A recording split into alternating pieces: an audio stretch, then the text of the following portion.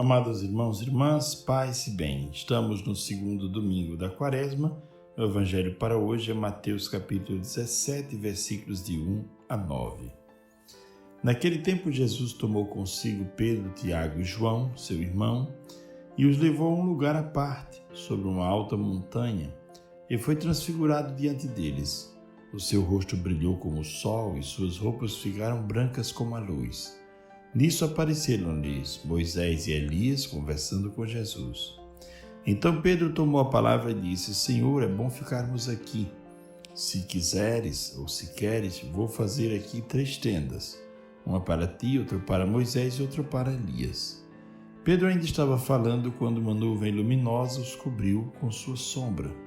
E da nuvem uma voz dizia: Este é o meu filho amado, no qual eu pus todo o meu agrado. Escutai-o. Quando viram isso, os discípulos ficaram muito assustados e caíram com o rosto em terra. Jesus se aproximou, tocou neles e disse: Levantai-vos e não tenhais medo.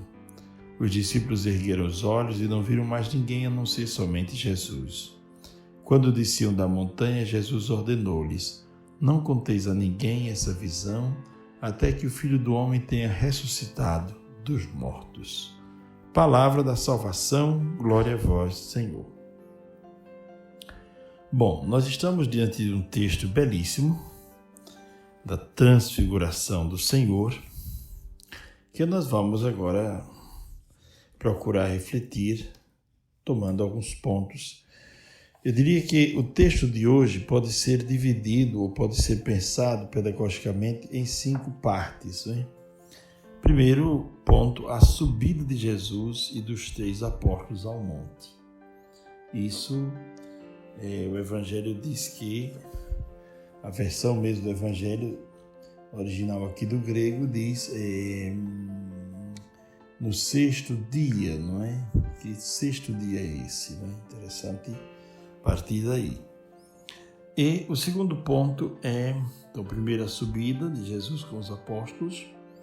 Segundo, a transfiguração em si, que é que aconteceu mesmo. Terceiro, a aparição de Moisés e de Elias. Quarto ponto, a sombra produzida pela nuvem luminosa, como a teofania. E depois, a declaração da voz do Pai: Esse é meu filho muito amado. Né? Então, esses são os 5 pontos do texto, né? Que nós podemos agora refletir. O primeiro ponto é esta subida para o monte. O que significa subir para o monte? Santo Antônio tem uma reflexão muito bela sobre esta subida. E claro que primeiro Jesus quis tirá-los daquilo que é ordinário, né? Tirou-los à parte, tirou-os para um lugar onde eles pudessem ficar fora daquilo que é ordinário, fora daquilo que já acontece todos os dias, não é? Tá certo? Levou para um lugar que fosse fora do senso comum, certo? Para ser transfigurado. O monte, diz Santo Antônio de Pádua, o monte, por causa de sua altura, representa a sublimidade da vida santa, a qual o pregador deve subir pela escada do divino amor, abandonando o vale das coisas temporais. E ali encontrará o Senhor. De fato, na sublimidade da vida santa encontra-se o Senhor. Então, abandonando o vale das coisas temporais para subir a montanha como lugar do ar puro, do encontro verdadeiro com o Senhor. Né? Bela essa apresentação que Santo Antônio faz, não é? Pois bem, Jesus toma consigo 3 apóstolos que são apóstolos vistos a partir do ponto de vista teológico. Pedro representa a fé, Tiago representa a coragem, João o amor, o afeto, não é? Então, para subir as montanhas da vida, qualquer montanha da vida, nós precisamos desses 3 elementos, são fundamentais, não é? Toma contigo, diz Santo Antônio, toma contigo também tu estes 3 personagens e dispõe-te a subir ao monte. Então, toma contigo a fé, toma contigo a coragem, toma contigo o amor, o afeto, para poder subir este monte. Bom, estamos diante de um texto belíssimo que vamos aprofundando lentamente. Santo Agostinho, diz que a subida não é fácil. Toda subida é sempre muito difícil.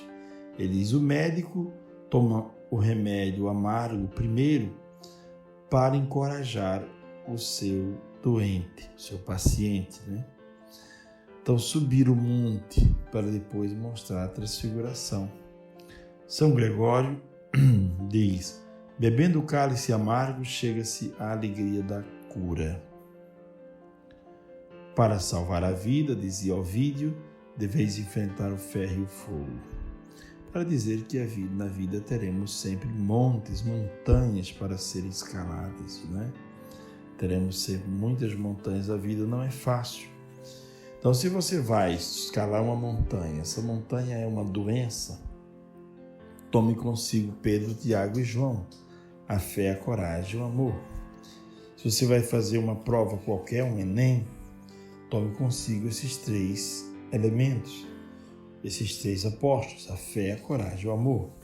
Se você está vivendo um conflito de família, tome consigo também esses 3 elementos, a fé, a coragem e o amor, que são imprescindíveis, Estamos vivendo um tempo de Quaresma e nós sabemos que o tempo de Quaresma é um tempo de transfiguração do homem. Ao longo desses 40 dias, nós somos chamados a ir nos transfigurando lentamente, O texto, a palavra usada em grega é metamorfé, quer dizer, mudar de forma. Para mudar a forma, mudar o comportamento, mudar o fenótipo, tem que se mudar também aquilo que é mais profundo, mudar aquilo que há ao interno, Então, nessa Quaresma, nós somos convidados a caminhar fazendo mudanças na nossa vida lentamente, até atingir a estatura que o Evangelho nos propõe. Essa é a caminhada que nós devemos fazer durante esta Quaresma. Caminhar para encontrar a essência das coisas e para conhecer a Deus com maior profundidade. A Quaresma é essa caminhada rumo à meta, esse dia dessa manifestação de Jesus, da transfiguração, nos recorda a meta final. A Quaresma não acontece por si mesmo e tendo em si mesmo a finalidade última, mas a Quaresma acontece para nos preparar para a meta, que é a Páscoa, que é a eternidade, que é a plenitude, que é a beleza por excelência, que é o triunfo sobre o mal. Jesus precisou tirá-los à parte porque certas coisas da vida espiritual, da vida íntima com Deus, quando estamos mergulhados no mundo ou mergulhados no mundão, nós não conseguimos entender. Temos que ser retirados à parte para a oração, para a contemplação. Abraão também foi chamado ao monte, A primeira leitura, inclusive, falará sobre Abraão, Sobre o convite que Deus faz a Abraão, Sai da tua terra, da tua família, da tua casa e vai para a terra que eu vou te mostrar. Os estudiosos bíblicos dizem que a palavra aqui é sair de si mesmo. É a palavra tishvá, que significa sair de si para si mesmo. Quer dizer, sair daquela área que é rasa de ti para encontrar a área mais profunda de ti mesmo. Sair da tua sala ou da tua varanda para ir para a área mais profunda da tua casa interior. Encontrar-te com o teu núcleo verdadeiro. Então, Quaresma é um tempo para encontrar-se consigo mesmo. Abraão, ele precisou que Deus falasse ao coração dele para que ele se redescobrisse.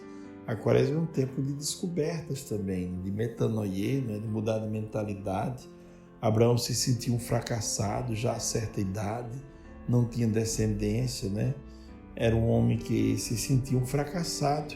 E Deus então disse: Abraão, essa não é tua realidade, Faz a experiência de sair dessa tua terra, daquilo que tu pensas que é tua terra, daquilo que te é raso, para a profundidade de ti mesmo. Faz a experiência de Teshuvah, quer dizer, de ir para ti mesmo. Bom, então, esse texto desse domingo, texto do Transfiguração, começa com esta saída para o monte e estes 3 personagens que acompanham a Jesus. O segundo passo é o encontro com Moisés e com Elias. Moisés é o legislador, Elias é aquele que, em certo momento, inflamado de amor pela observância da lei, usou até de violência para que a lei fosse cumprida. Então ali estão a lei e os profetas e conversam com Jesus, porque a lei e os profetas falam sobre a vinda do Messias. Então o Antigo Testamento confirmando o Novo. Orígenes dirá que a Bíblia explica a Bíblia, o Antigo Testamento explica o Novo. E Orígenes dirá também que o Antigo Testamento, prepara o Novo e que, quer dizer, não há como pensar o Antigo Testamento fora desse contexto da preparação do Messias. Então, Elias e Moisés, Antigo Testamento, lei e os profetas confirmam a Cristo. E o texto prossegue. Diz que Pedro tinha a intenção de armar 3 tendas, ali, para firmar-se ali na contemplação. Mas Pedro, na ordem de importância, ele coloca Moisés ao centro e não Cristo. Uma para ti, fala com Cristo, outra para Moisés e outra para Elias. Então Moisés é que está no centro, na cabeça de Pedro ainda. Pedro precisa mudar a sua concepção do Messias. Ele sabe que Jesus é o Messias, mas que tipo de Messias, que messianismo é esse? Pedro precisa mudar, porque ele ainda está esperando pela lei, pelo legislador. Moisés deu uma lei no monte, na montanha, e agora Jesus deu numa outra montanha, que foi a pregação das bem-aventuranças. Há uma nova lei que foi entregue, uma lei que conduz à felicidade, que não destrói a primeira e não se sobrepõe à primeira, mas que confirma a primeira, porém explicita e deixa agora mais claro o caminho de liberdade da vida cristã, que é o caminho da vivência dessas bem-aventuranças, não é? Muito bem. E o texto continua, podemos tomar o texto ainda em mãos. Pedro quer fazer 3 tendas ali, mas não é o momento de fazer 3 tendas. Enquanto Pedro ainda estava falando, uma nuvem luminosa os cobriu com sua sombra, a manifestação de Deus, Mas eu queria voltar um pouco atrás para dizer uma palavra sobre o que foi essa transfiguração a partir dos padres da igreja. O que eles dizem que foi essa transfiguração? Diz Orígenes, em sua transfiguração, Jesus é contemplado verdadeiramente como Deus. Apresenta a sua divindade, sem deixar de ser verdadeiramente homem. Continua Jerônimo. São Jerônimo diz, seu corpo se apresentou espiritual, de maneira que também suas vestes foram transformadas. Jesus brilhará, dirá Santo Agostinho, Jesus brilhará como o sol, indicando que ele é a luz que ilumina todo homem que vem a este mundo. Esse é o fenômeno da transfiguração. E Orígenes continua, ele pode manifestar-se aos filhos da luz, que se despojaram das obras das trevas e foram convertidos em filhos do dia, e não mais filhos da luz. São Jerônimo, por sua vez, continua ainda a reflexão. E fala sobre esta debilidade humana e essa incapacidade de ver esta grande luz. Ele diz, a debilidade humana não é capaz de suportar a visão desta glória tão grande de Deus, sem que o ser humano estremeça no seu coração, no seu corpo, e caia por terra diante desta manifestação divina. Bom, continuamos a reflexão, sempre vendo a Quaresma como esse tempo de transfiguração, de redescoberta de si mesmo e da redescoberta do amor de Deus por nós, não é? No livro do Gênesis, o homem foi enganado sobre Deus. Quem é Deus? Agora, o homem pode redescobrir a beleza de Deus a partir de Cristo, recordando esta meta. Possamos neste domingo pensar sobre tudo isso. Nós somos convidados a nos transfigurar, a mudar de figura, a deixar para trás o homem velho para abraçar o homem novo, a ir, como diz o apóstolo Paulo, de glória em glória para chegar à transfiguração total. Esse é o caminho da vida cristã. A vida cristã, dizia o velho Agostinho de Hipona, a vida cristã é subida e não descida. Que eu seja hoje melhor que eu fui ontem, que eu seja amanhã melhor que eu fui hoje. A vida cristã é uma grande subida. Deve ser subida e nunca descida. Possamos também tomar ainda como reflexão para esse final de semana a palavra do apóstolo Paulo, da vocação para a santidade, para o amor.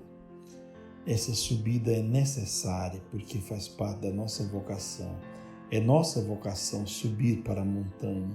É nossa vocação viver em comunhão com Deus.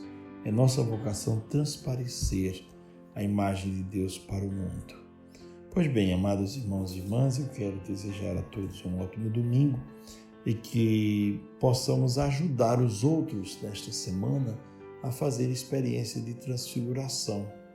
Seja na vida de oração, seja na leitura da palavra, seja na frequência dos sacramentos, seja na obra de caridade, no jejum, seja em algum ato de bondade vivido nessa semana.